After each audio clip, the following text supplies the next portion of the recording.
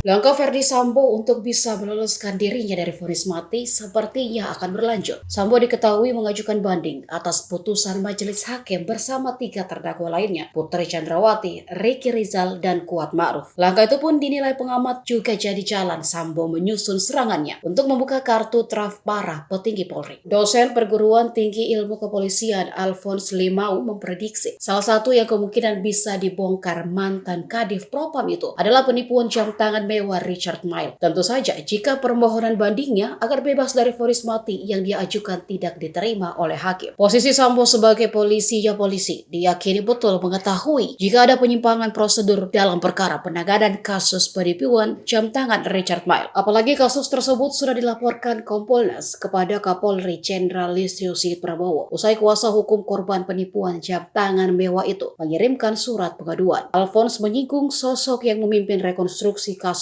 pembunuhan Brigadir Yosua yang menyeret Verdi Sambo hingga kini divonis mati. Disebut pihak yang bermain dalam kasus penipuan jam tangan mewah itu. Diketahui, rekonstruksi kasus Sambo itu dipimpin oleh Direktur Tindak Pidana Umum Irjen Andi Rian Jayadi yang kini menjabat sebagai Kapolda Kalimantan Selatan. Sosok Irjen Andi sempat menjadi sorotan publik karena gaya mewah yang ia perlihatkan saat jumpa pers kasus Sambo beberapa waktu lalu. Setelah kasus Sambo, Irjen Andi langsung dinaikkan pangkat dari Brigjen ke Irjen dan dilantik memimpin Polri di Kalimantan Selatan.